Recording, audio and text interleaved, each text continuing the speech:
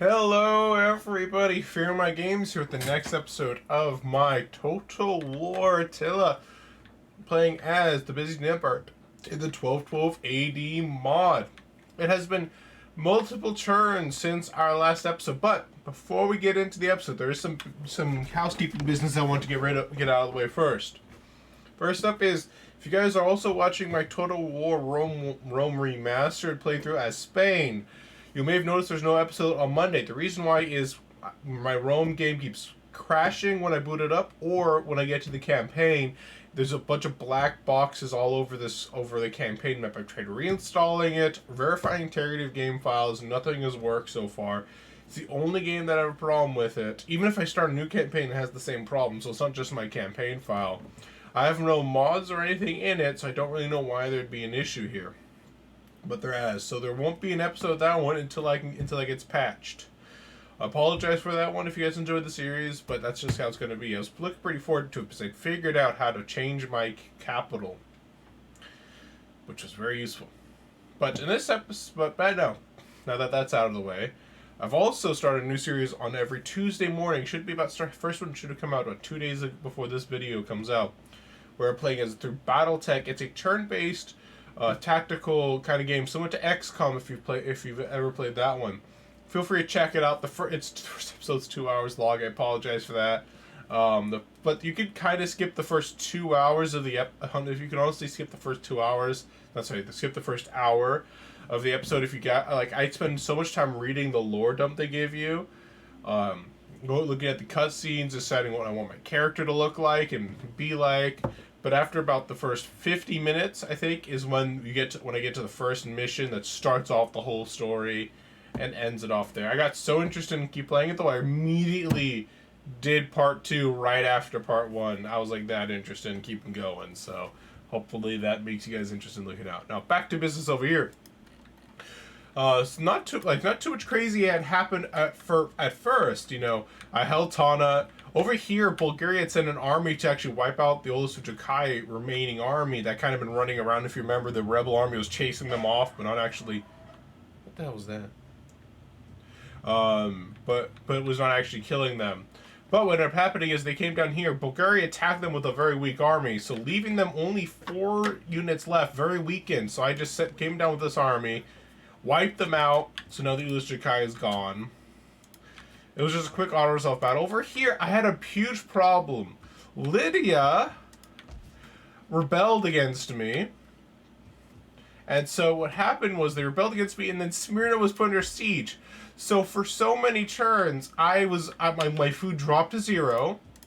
My food dropped to 0 as a result of it. And I started to repair it.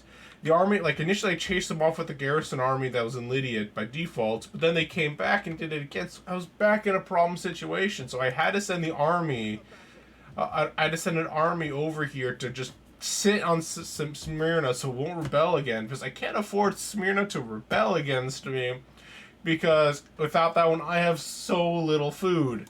So I now have to plop an army on Smyrna and hope no one ever attacks it. I also went through a period where I was like, okay, we need more food.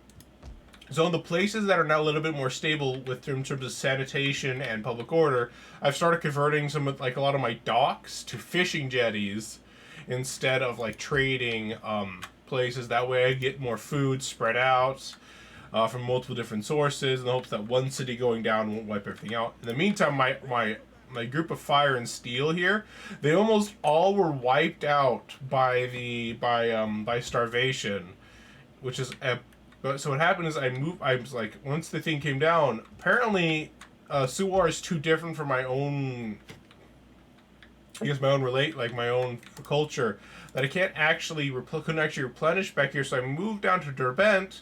But by the time it came to Derbent had actually gone into a rebellion against me. So these guys were holed up in Derbent replenishing, and the rebel army attacked. I was able to defeat them. I just auto-resolved it because it was so in my favor that I was like, well, it's not really much of a battle. It was also one of those other, almost entirely horsemen armies, which meant that I could basically almost cheese it, because the AI is too stupid to actually be able to know what it needs to do. I did lose all of my melee troops actually auto resolving it, which I was which I was like, wow, I should just fought this out if it's gonna be that embarrassing, if it's gonna be that bad. But it's not the end of the world. I still have a decent chunk of troops left over, and I'm going to be moving them into position. Additionally, what had happened is that the thing that got me the most excited about recording this next episode is we have a new war. If you guys may have noticed as I was going through it, you now see a new red in our borders. The Kingdom of Hungary declared war on us. They are a large faction now to the west, not as big as us or Bulgaria, but still pretty sizable.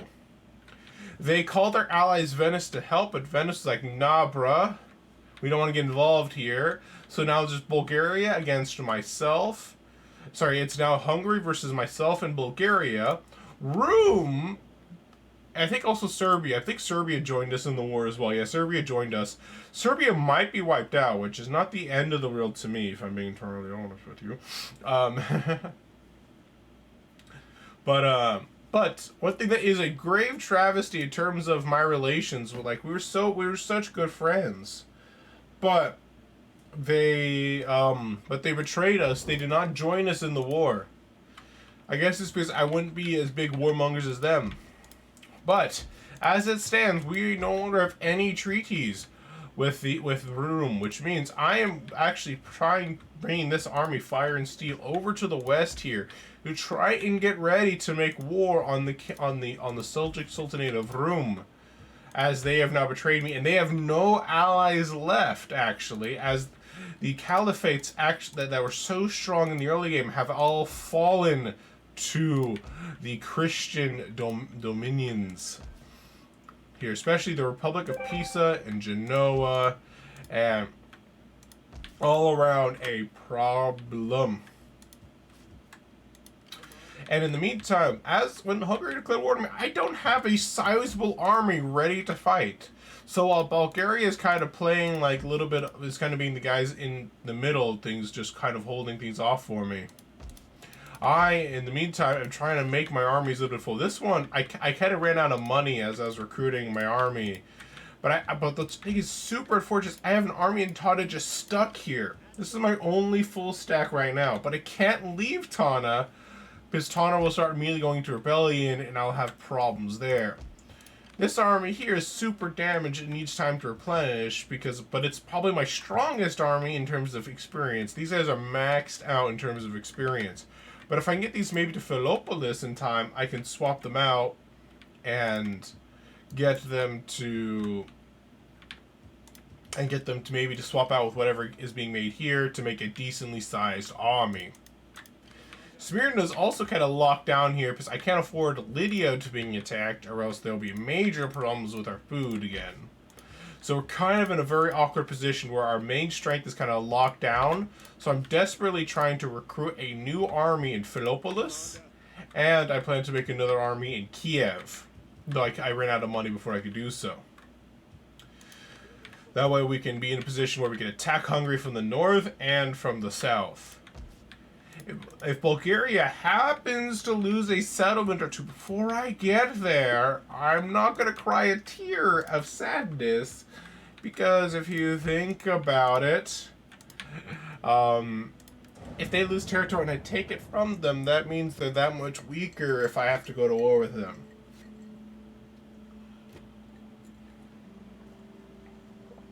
Thinking ahead I am.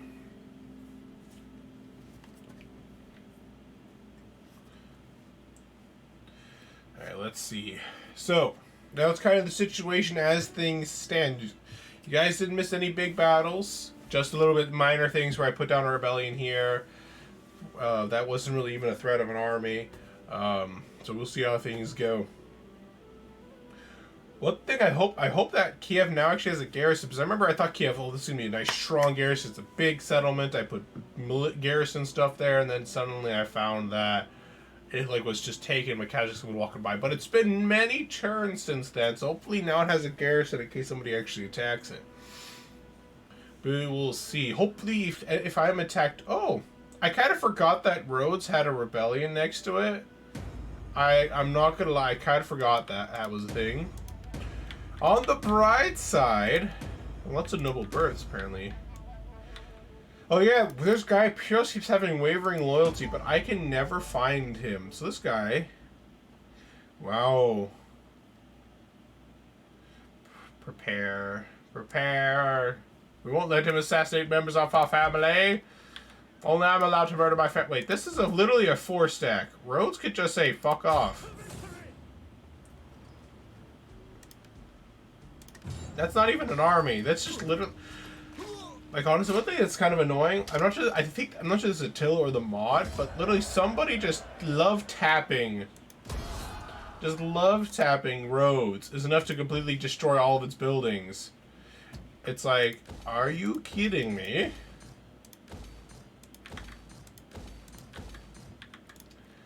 It's like, it's those literally 4 units. They didn't even have siege equipment. What could they really have done?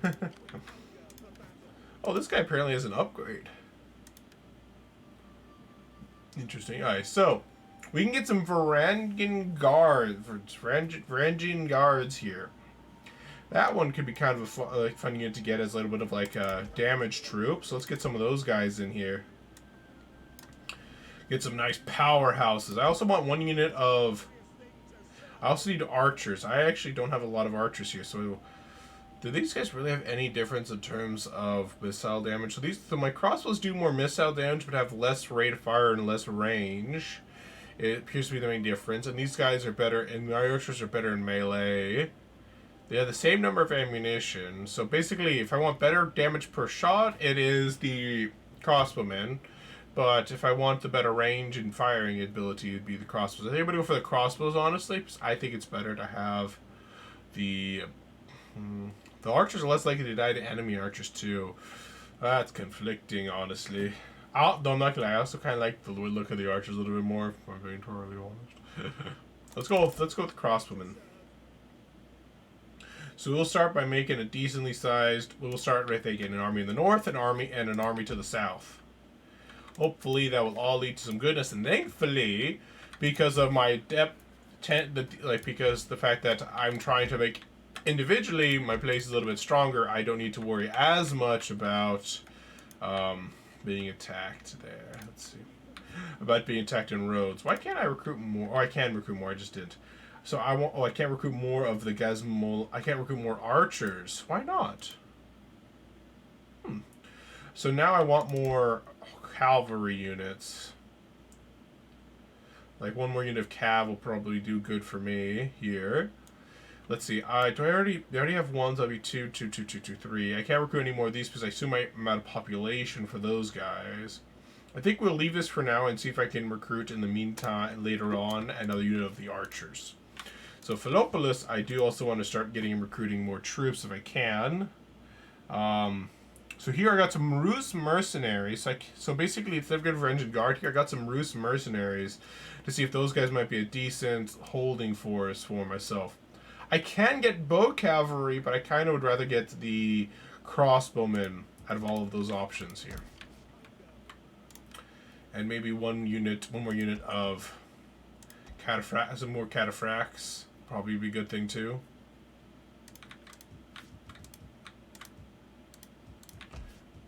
Alright, basically this is us now getting a nice sized army, hopefully in time for war. And if these guys make it, this guy should make it in time to transfer some of his troops over and make that overall a better army. Honestly, one thing I should probably do is make one of these guys really good at sieging, which means actually I shouldn't have as much emphasis on cavalry as I do. Maybe maybe do one less cavalry unit. And instead have some artillery pieces, that way it's a little bit better at sieging, because right now cav aren't very useful in sieges, and that's one of my weaknesses, actually sieging a settlement, which is honestly one of the most important parts I'm finding with this 12 AD mod is the sieges. So I do need to make sure I'm keeping that in mind as well. I have not probably been doing that well enough. I do notice that over here these guys have a new undeveloped land I can make.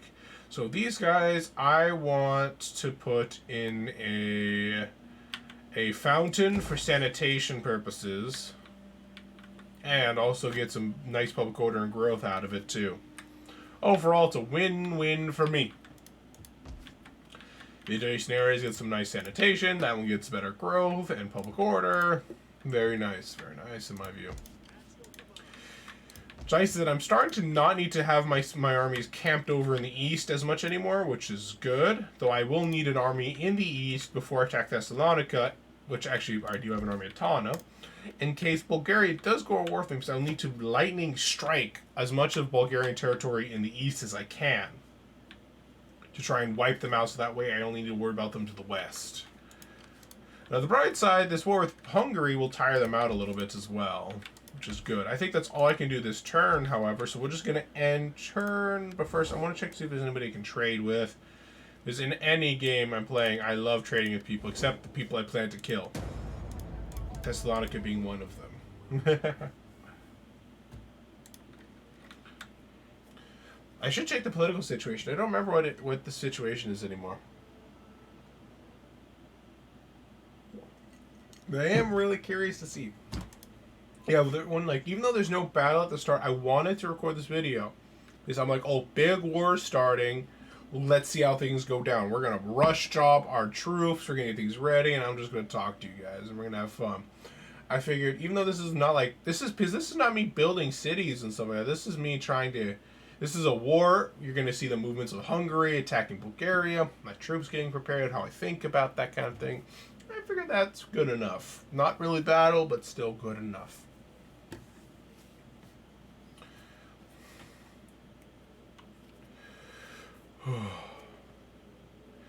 And then, the thing I've been doing is basically trying to make sure every location has as good public order and sanitation as I could physically make it happen.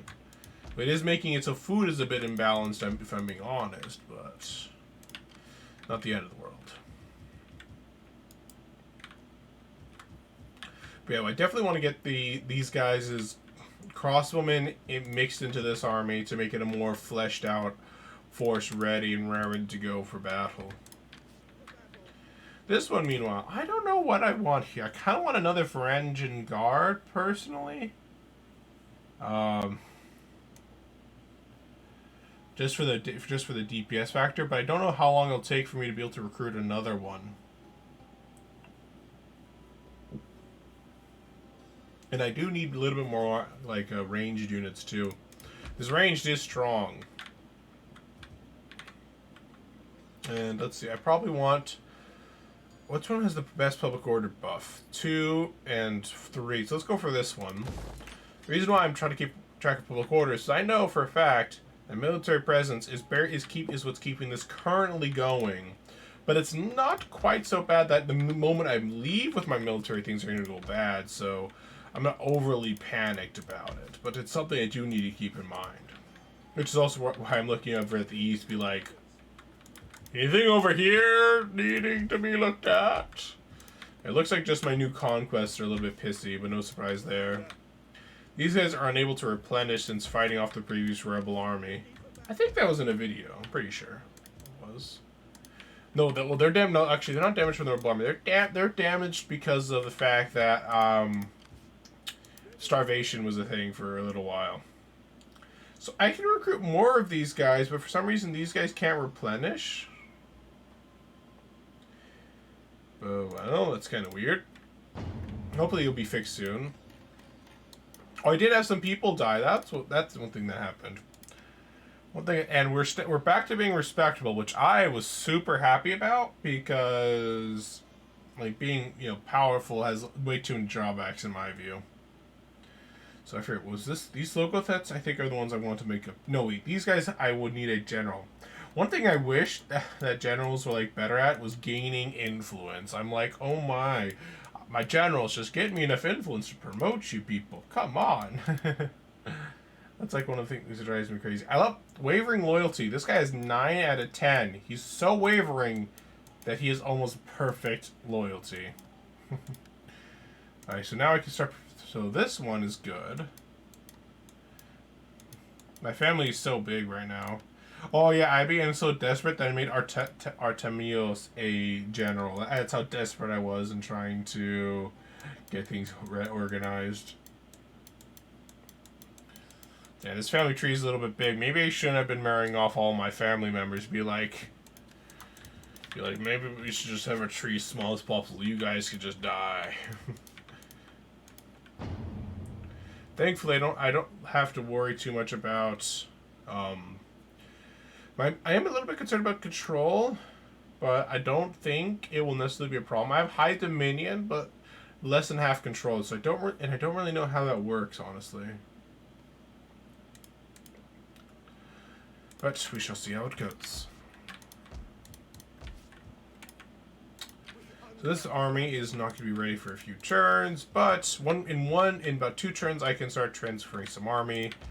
I don't actually remember if Belgorod was held by Bulgaria or not. It sounds like something Bulgaria would have, but I could be misremembering there. Looks like that army I saw over here at this border did not attack Heilig, or if it did attack Heilig, it was not successful at it, so might as well have not attacked it. I want to recruit you, but I can't do it. Game's not letting me. Alright, let's end turn. No, we have unassigned skills apparently. So this guy is a governor. Thomas is also governor. He already has the Bones Public Order. Seal's not that important, so let's get more taxes. Give me money! Give me all the money! We need money to fund the war effort. On the bright side, all this time I spent investing in buildings and stuff like that, both on and off camera, has made it so I have an economy that can sustain multiple full stacks.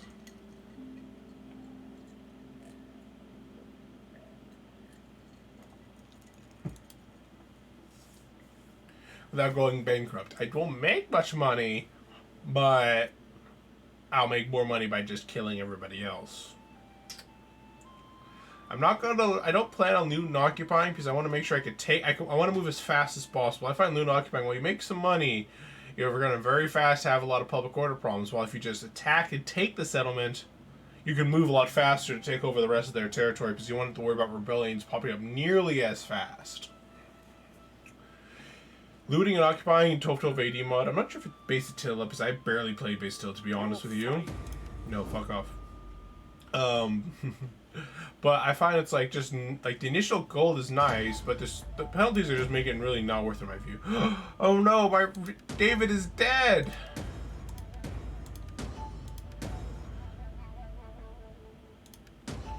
Now it's Akakios'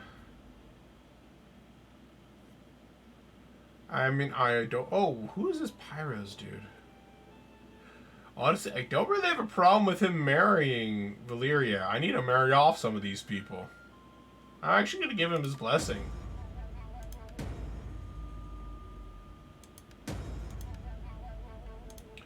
Though I still need to find out where this Pyros guy is. David, he died young at the age of 58. But he does have a son and heir who will reach... wow. This guy had his son relatively old. At 30. His father, meanwhile, had him when he was 18. Apparently, some real life is coming into this video game. So he is a governor. Let's see, who has the highest loyalty here? You have high loyalty. Christophos is not found. Let's put him here. Can I promote any of you guys? Not yet. None of you could be promoted yet. Soon, TM, though. Soon. I do need a new governor now. I probably want one in Gayik again, if I can. So, Andrianokos, is he family? But he has low loyalty. I don't like him for that. This guy's an entrepreneur, which means he gives me more money. I think I'm going to go for this guy. Here. Oh yeah, I forgot about this. Excuse me, burps.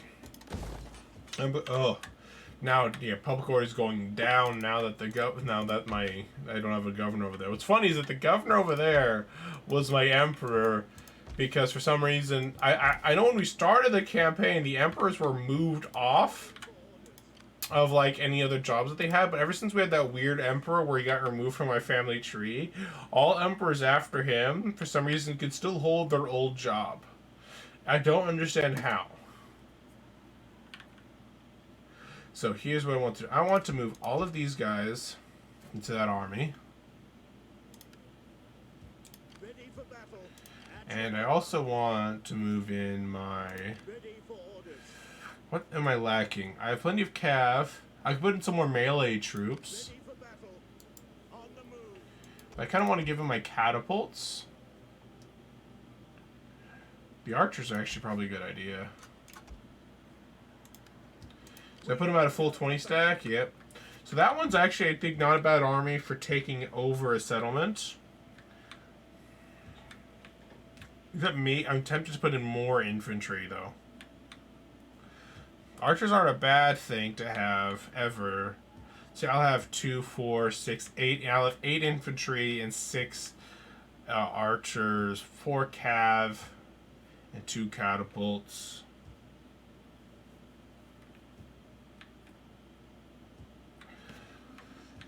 Alright, well, hopefully that won't be a problem. And then I can move this guy, and I can start moving this guy around. Maybe I'll move this guy over to in Korea. Which place looks like it has the Dorleone, probably, actually, now that I think about it. I want to make sure I can recruit an army. I guess Dorleone's probably going to be the best place. Or, I think I was actually thinking of converting this area over here into actually a military building. Military settlement. Eventually. But I'm not really, because of some of the stuff it comes with. Actually makes it a really good one, but I haven't decided whether I want to do it.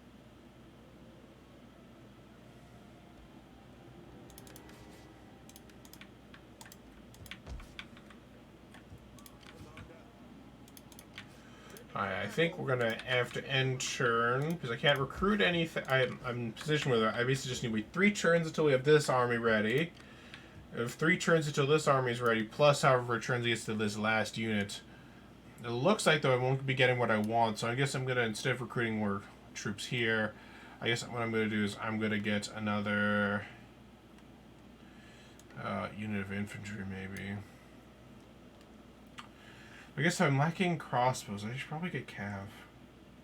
So I have 2, 4, 6, 9. I have 9 infantry. Maybe I'll do 1 more infantry for an even 10. And yes, I'm actually kind of tempted. I'm thinking of doing it because I like that idea of having 10 units and not an odd number. If we're being honest here, that's kind of why.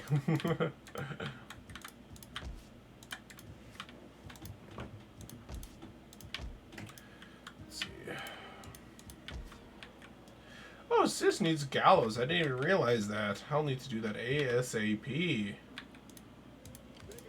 Alright, well, we're going to end turn. How many turns is this? So basically, our catapults won't be fully replenished, but it's not the end of the world. Let's empower local ruler, hopefully. So that'll, we'll be able to make it so those guys don't just automatically revolt. And also another situation, our governor over here is our emperor, who's not at the capital. Dun dun dun dun. So what's funny is that basically means if Kizokwala is attacked, then our emperor is in danger. And Kizokwala is not really a big defensible location. And that's why nobody will expect the emperor to be there. And one thing I always find to always make no sense to me, but seems to have hit a lot of through history, and also in fiction, is I never understood why the capital of anywhere should be on the border. Maybe like from trade, it could be nice to get some trade there, but think about it this way.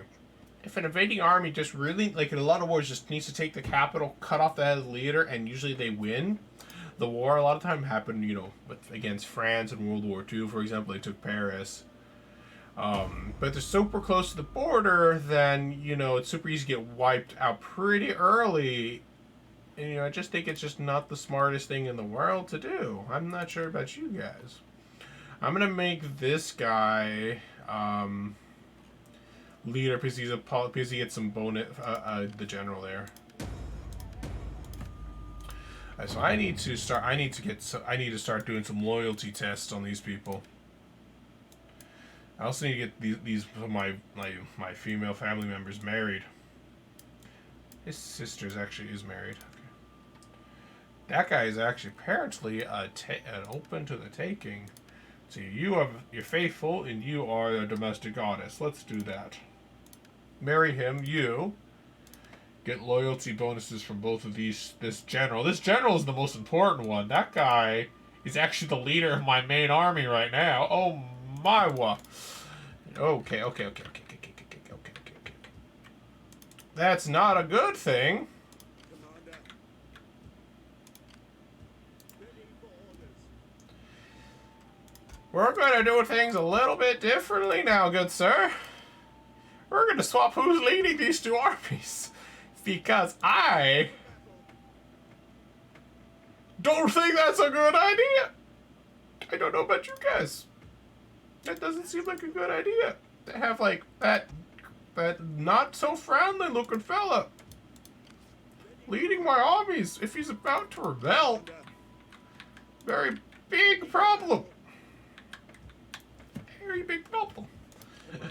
So one thing I'm thinking of doing is I'm actually thinking of keeping these Pronalari, even though they're not quite as strong as the Cataphracts. I can move against the enemy faster if I just take the weaker units, the Pronari, and get instead of the Cataphracts. I can move faster. It's fine as is. I'll wait.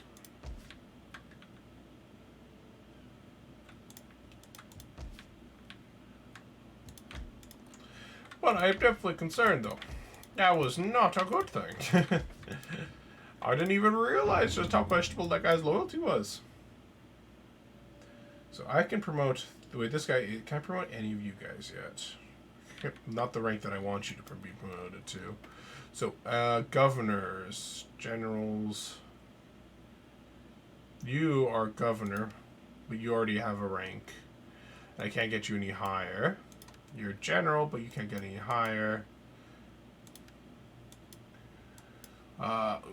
Itchy. My ear's super itchy right now. I have to resist scratching it or else I'll make it worse.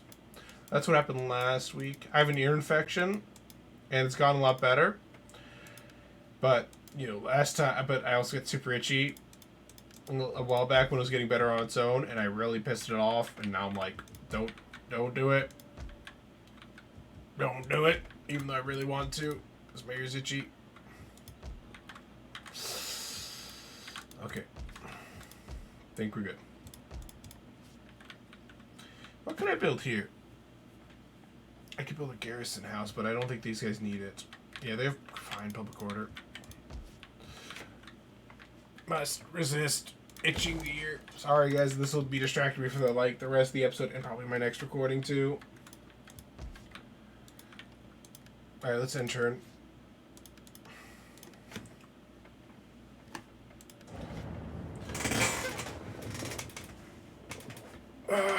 I think it's the antibiotics or something kicking in, making it super itchy.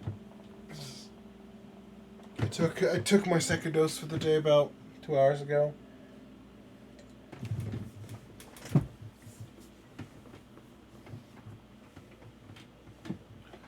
Yeah, I was gonna check that out. I forgot. Oh, I'll do it later.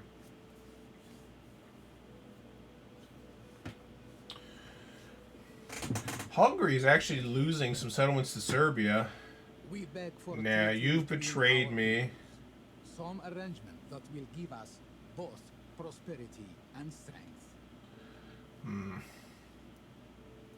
I don't know if I can trust you anymore.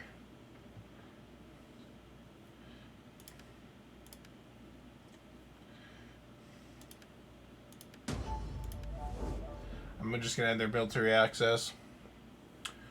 I'll probably go to war with those guys soon. Once Hungary's been dealt with, we'll take out Rome.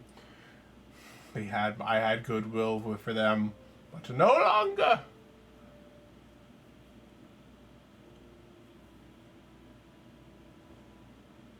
We are.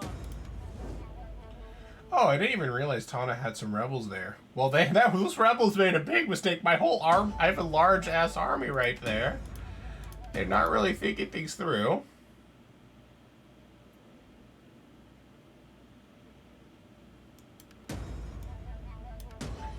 I've secured the loyalty of those guys who are wavering, which is good.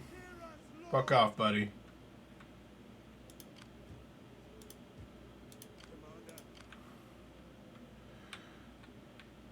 Wait a minute. Is this the guy who's an open rebellion earlier? Oh, is this the guy who I kept getting warnings about being open? Oh! Did he, like, take half of the army and rebel to try to take Tana? Is that what just happened? I'm honestly kind of intrigued now. I did not expect that to happen.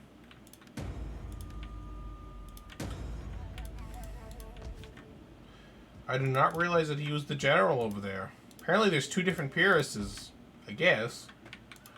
Kind of strange, though, because I never saw it before. Oh, Bulgaria does not seem to be losing their war, so I'm not going to expect to be able to take any territory off of them. Hopefully Serbia loses Splint, though, or else I actually will need to go to war with Serbia, because Serbia has territory I need to reform the Roman Empire. That's one reason why we're not friendly with the other guys, you know? Kind of made a big mistake, buckaroo. Would that I were as swift as the angels. So what does this do? I guess increase integrity. I'll have it increase the integrity while... Wait, one more turn. It looks like one more turn and all of our armies will be ready to attack. Which is good to me.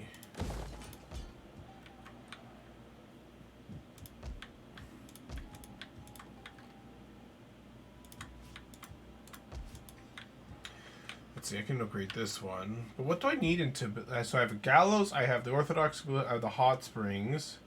I guess I wanted to increase the effects of religion. I could try doing that one. I could build a field. Well, I already have a wine trader for food. I can always build a garrison here, I guess, because it is on the borders. So it won't be like a complete waste to do that. I'll think about it. It will guarantee a nice public order there.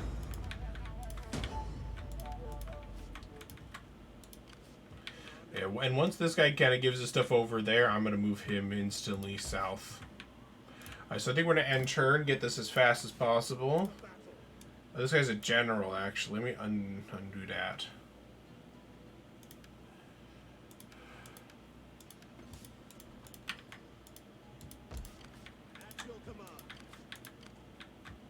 If the 10,000 goes to Bata, it'll be a problem, so I'm kind of worried about not just immediately going out to kill them.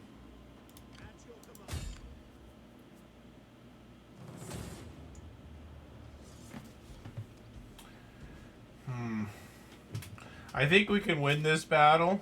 I just need to play it smart.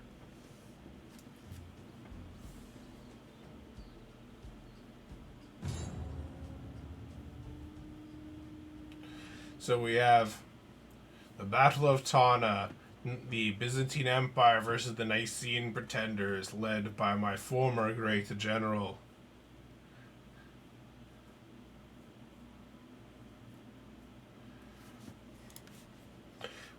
I don't think the 10,000 was one of my armies. I honestly don't remember. It's kind of one of those situations where I didn't even think Pyrrhus was real. That's how... I only just realized how weak this guy's army is, kind of. Okay. Alright, let's see. Fortunately, I'm attacking them uphill. Not a good thing, but not the end of the world.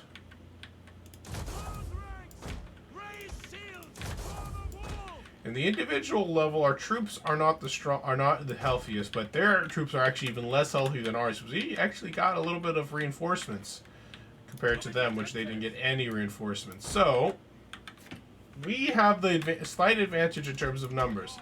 It's not a gigantic advantage of numbers, but it's, I think, enough to be noticeable. I actually want these guys to be in, like, 2 lines.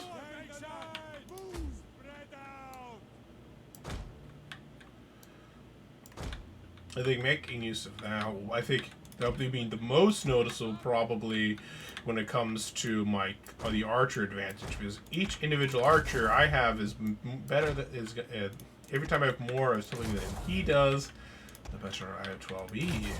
I don't think I can move and maintain shield wall if I remember correctly, so The shield will only really come in place if they end up actually like attacking me. Otherwise, it's kind of like not really all that useful. So let's see. The general is the only one of my troops who is not currently wounded, so we'll have to keep that in mind.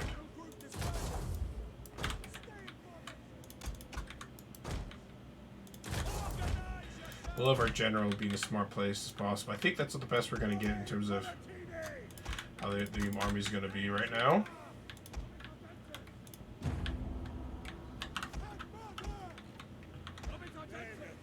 I have taken the advice of bishops and priests and brought you to this place for battle. I now give you over into the care of the Lord. 2 is my left flank, 3 is my, and 4 is my right flank.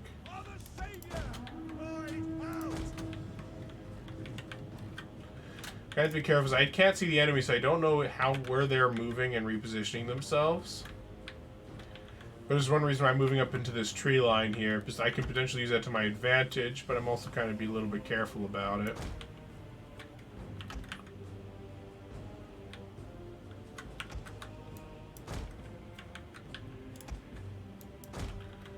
Let's see, because if I can't see the enemy, then I can't know what I need to do to counter them. My guys are actually a little tired now. So I'm giving them a moment to rest.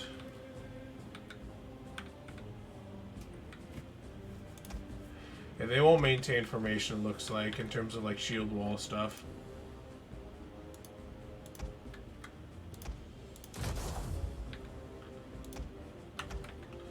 Give them a moment to recover. Alright, we can move up again. Walking.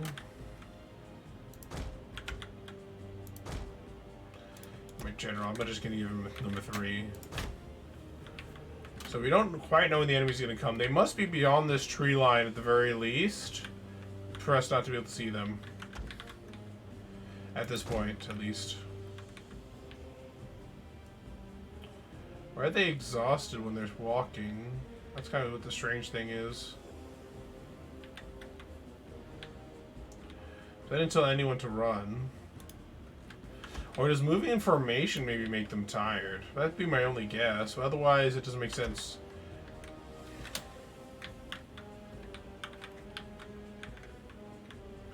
The enemy has not shown themselves yet. I don't remember if I have battle timers on this campaign. I think I have them in the other ones, though. Most of the reason I say that is I actually can't see the battle timer right now. So the enemy must be pretty far away from me still not to be able to see them. Well, we must be getting close to them, so I'm going to be playing a little bit more careful once we get to this tree line. Stop, stop, stop, stop. Oh, no, no, no, no, no, no, no. That's not good. The enemy has been spotted.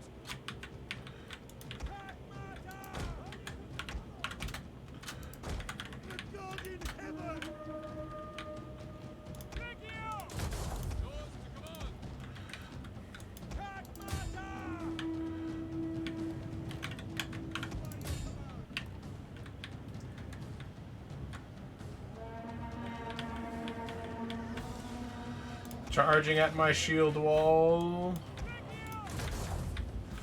I think they're going to wipe out my swordsman pretty effectively with that charge.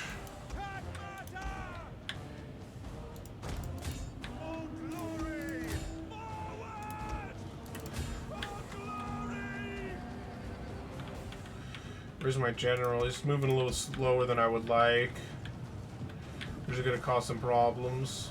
The enemy is attacking our general. Attack, you worthless dogs! On the bright side, our cav is beating up their cav right now. The loyalist cav or the better cav, apparently.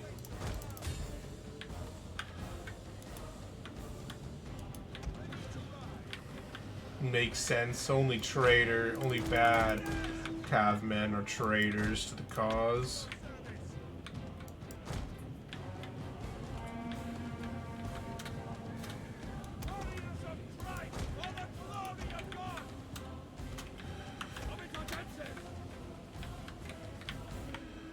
We do need to advance though, because we can't. Our range units are not in range of their units, so we need to move up more.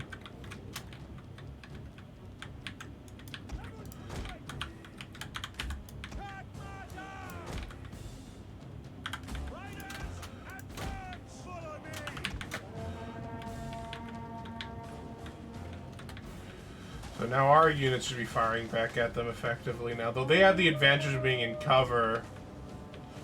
Things I don't see their melee infantry, which was really what concerns me right now.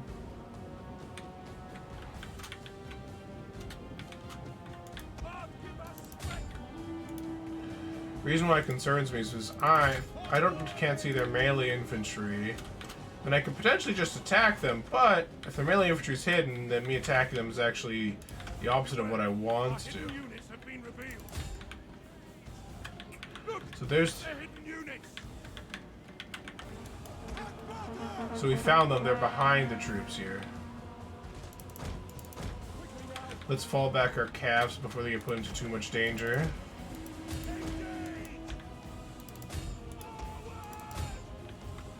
That guy might even break before they reach each other. We'll see. Yeah, they made a nice connection there, though. It's good. Where's my group? Why is my group 2 not falling back like I ordered them to? We broke one of their with one of their archer units, which is good.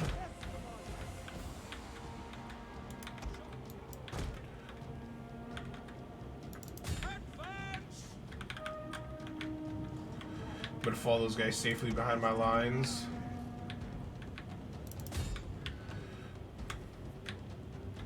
And they've basically abandoned their archer line, which is really good for us.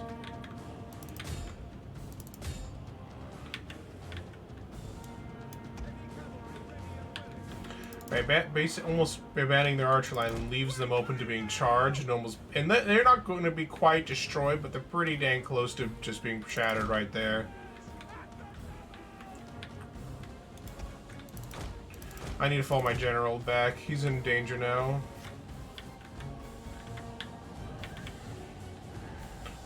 He's getting isolated and getting kind of beat up now.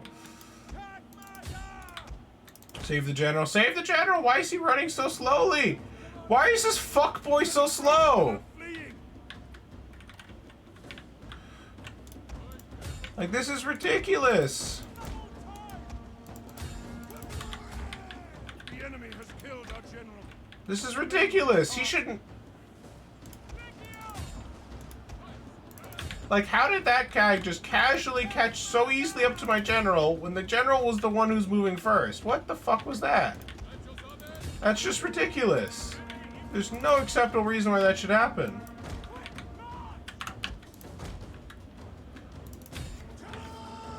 Men are wavering.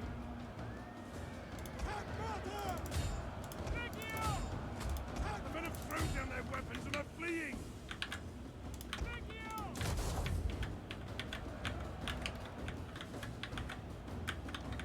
That may have actually cost me the whole battle right there.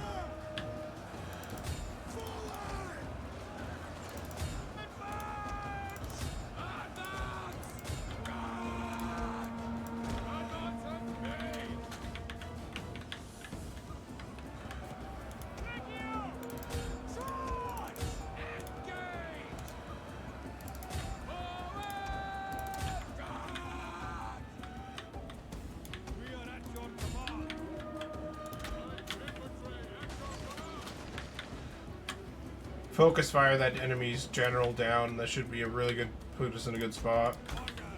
Especially if we could force them away from the combat. Oh no, my cav! I let them get too far ahead.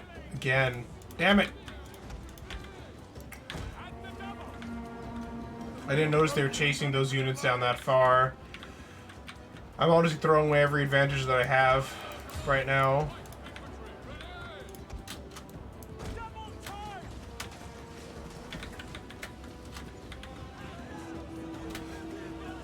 They're in shield wall, but I don't think they're getting in position properly.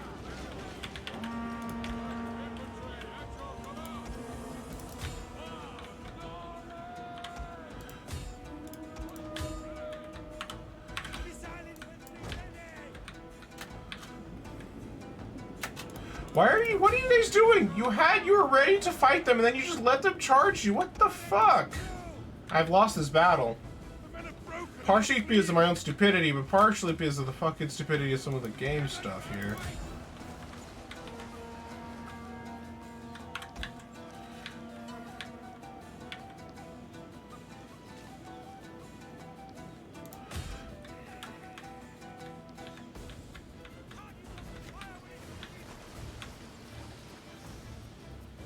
Come on, you should be better at aiming than this.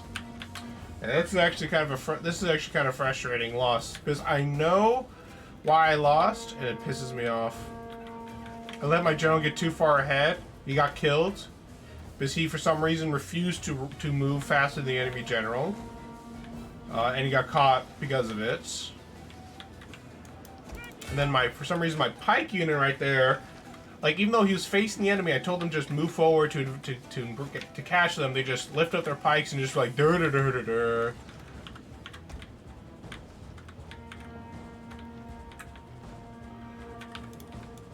What are your orders? Oi, Judas! Hide,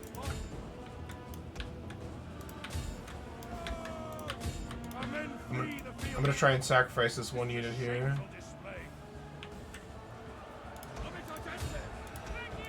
We might lose Tana. It depends really on the garrison position right there.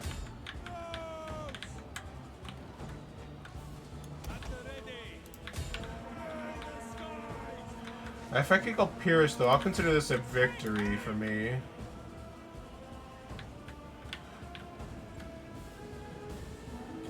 I have not heard anything about the enemy general being killed, so doubtful. The men are broken and running for their lives. The men's resolve is failing. Yeah, it's game over. This loss pisses me off because it's such an easy thing to avoid. I had the numbers advantage. I whipped the enemy cav really early on, but I fucked up with my general, and that really just threw the whole fight. Like the fact that somehow the enemy general caught up to him, like they're going the same speed and suddenly the enemy general is going faster than him was just that's just fucking ridiculous. Retreat! At ease, men. Oh, well, unfortunately, that was actually one of my better choices for a general, which is very unfortunate. We'll pick a Manuel. Ready for battle. Ready for orders. He shouldn't be able to take Tana unless Tana's really a lot worse off than I thought it was. But still aggravating. Might be able to just wipe it out with this army, honestly.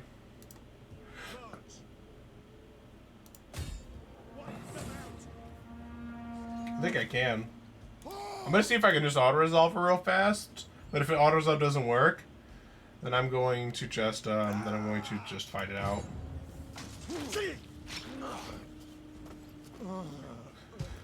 I wasted an army, unfortunately, but I won the battle.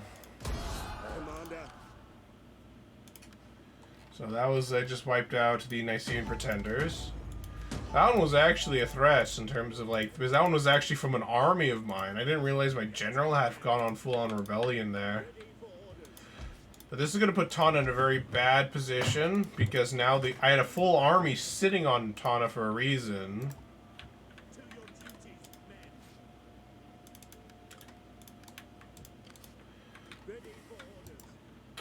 I need to get this guy back to Bada to hold it. Maybe I'm just out of practice fighting these infinite wars, man. Just out of practice. I've been doing too much city builder, not enough total war.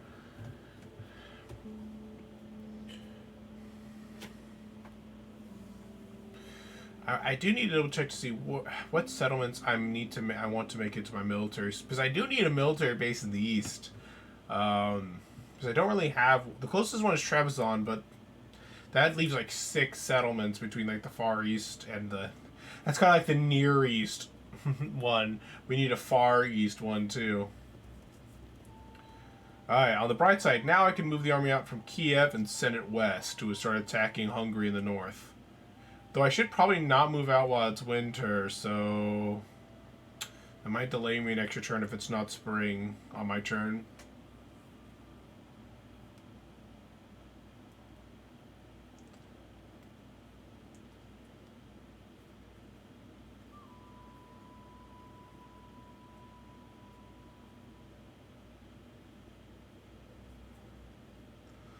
Oh, is that is that a rebellion?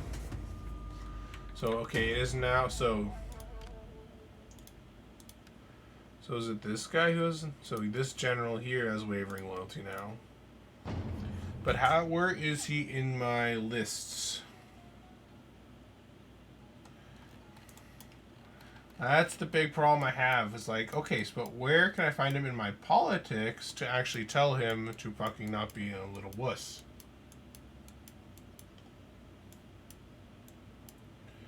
I have so many people in my family tree that it's like, okay, where is the guy who's supposedly one of my generals? So I honestly can't find him. That's the same problem I had with Pyros. I couldn't find him in anything of my family tree. So I found a Pyros, but apparently it was not the right guy. So don't really know what to tell you. Promote this guy.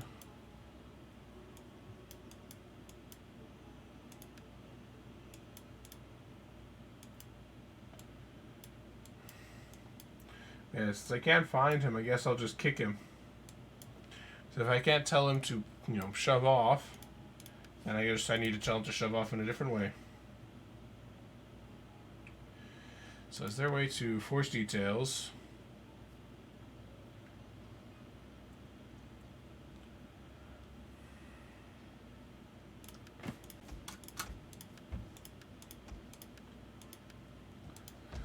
Well, did that one, so that way he's no longer a problem. And now I can replace him with somebody else, I guess, who's a bit better loyalty to me. Probably be this guy, I guess, and we can reinstate the legacy of Christianity's elite. At your command. Using this guy, so now, this guy's name is Valerios, so Valerios should now be here. Perfect. We found Valerios. And are you able to marry one of my many family members who do not have husbands, but desperately want a husband, perhaps? No, they're not getting any younger. What do you say, Valerios? You join my family. I actually don't think you should marry her. She doesn't look like a very nice lady. She's also a bit older than you. Maybe don't marry any of my family on this side of the family tree, okay? But, the other ones are nice. Think about it. Think about it, Valerios. That could be you.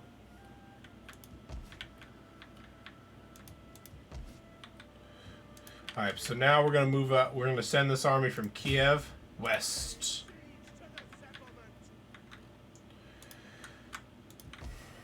So this army needs to go back to Bata. This army needs to down in Tana, and replenish that. And we're going to be good to go. Ready for orders. We hunger for battle. Increases integrity will be good. Execute desert. Oh, that's how I kick him from without disbanding his entire army. Execute disorder or deserters. I can get a small garrison. Which one's the smallest? These two. Like, this guy's probably one of the best for defending, but these guys have pretty... I'm gonna get like 1, 2 of these guys with low upkeep to just sit there with him, try and make sure the public order doesn't go too bad. So we have an army now attacking that direction, and now Commander, we can send these guys into the other army. hunger for battle. So now push west as well. Forgive me, but I cannot. Oh, do I have military access with Serbia? I did not think of that. Let me double check. The day's greetings to you. Speak, for you have my attention. I guess we're going to trespass on their territory. Hungary's getting, honestly, kind of speed up right now. That's a lot of armies of Bulgaria. I wonder what Hungary thought when they decided to attack the strongest faction, who's allied with the fourth strongest faction. And I think they did not think these through. Like, how strong is Hungary? Hungary's strength 11. They kind of picked on somebody a little bit too big for them, I think. A little bit too big for his britches, I might think. A bit too big for your britches, good sir. Maybe next time you'll think before attacking the strongest empire. Not that you'll get a second chance.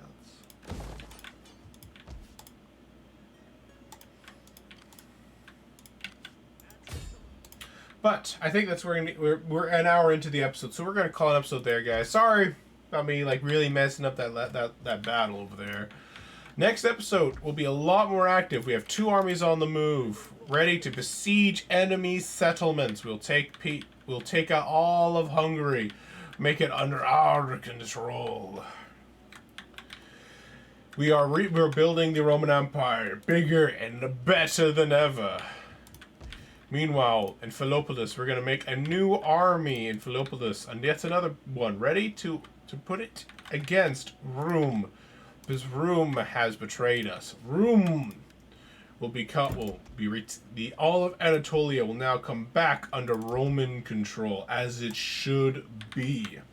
I let the Rome go because they were my friends when I was at my weakest. But now that I am strong, they betray me. It is unacceptable. So, I wish you guys a good day, night, evening, wherever it may be. If you guys like the video, feel free to like, comment, and subscribe. It helps the algorithm for those of you on YouTube. And on Rumble, feel free to press that Rumble button, hit that subscribe button, and I'll see you guys around. And BitChute, you guys know what to do. Bye-bye.